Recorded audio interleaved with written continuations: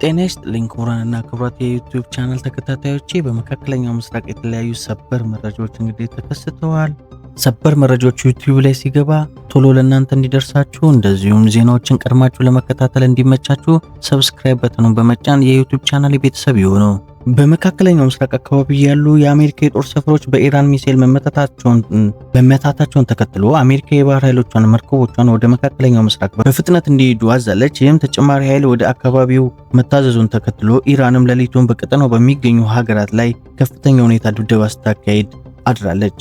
በዚህም ጥቃት ሳዑዲ አረቢያ እና የተባበሩት አረብ ኤሚሬቶች የዚህ ጥቃት ሰለባ ሆነው አድረዋል። እስራኤልም ቴልአቪቭን ጨምሮ በተለያዩ አካባቢዎች የኢራን ሚሳኤል ሲደበደቡ አድረዋል።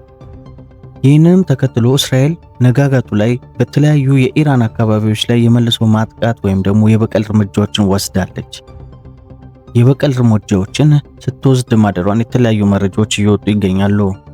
ሌሊቱን ከወጡ ሌላ አስደንጋጭ ሰበር መረጃዎች መካከል ኢራን የእስራኤልን የኒውክሌር ማብለያ ጣቢያ እመታለሁ በማለት ዝታለች። ኢራንም እንደገለጸችው ከሆነ እስራኤል የኒውክሌር ጣቢያ ያላትኝ እሱን ማብለያ ጣቢያ እደበደባለሁ በማለት ዛቻ በመፈጸሟን የተለያዩ መረጃዎች ያሳያል። ይህንንም ተከትሎ ጉዳዩ ወደ አሳሳቢ ደረጃ ከፍ ብሏል። በሌላ ዜናም በኤዥያ ወደ ስሪላንካ ትጓዝ የነበረ የኢራን መርከብ በአሜሪካ አየር ኃይል ተመታ መስጠሟም ሌላ ዜና በመሆን ምሽቱን አሳልፈዋል። በስሪላንካ በኤዥያ አካባቢ ትጓዝ የነበረች የኢራን መርከብ ነበረች። እሷም መርከብም በአሜሪካ ጦር ወይም በአሜሪካ አየር ኃይል በመመታት ባህር ውስጥ እንድትገባ መደረጉም ታውቋል። ይህም ሌላ ኢራንን የሚያበሳጭ የአሜሪካ ድርጊት በመሆን ምሽቱን አሳልፏል።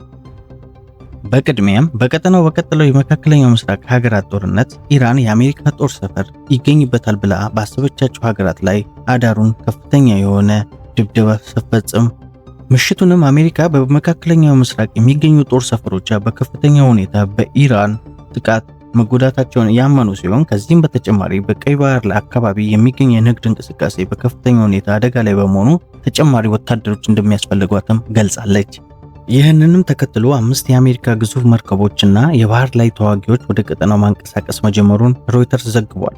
አሜሪካ ተጨማሪ ኃይል ማንቀሳቀሷን በተሰማ በሰዓታት ውስጥ የኢራን መከላከያ ሰራዊት ታይቶ በማይታወቅ ሁኔታ የድሮን እንዲሁም በግዙፍ በሆኑ ሚሳኤሎች በእስራኤልና በአካባቢው ላይ በሚገኙ የተለያዩ ሀገራት ላይ ሲያዘንብ ማደሩን ሮይተርስም ዘግቧል።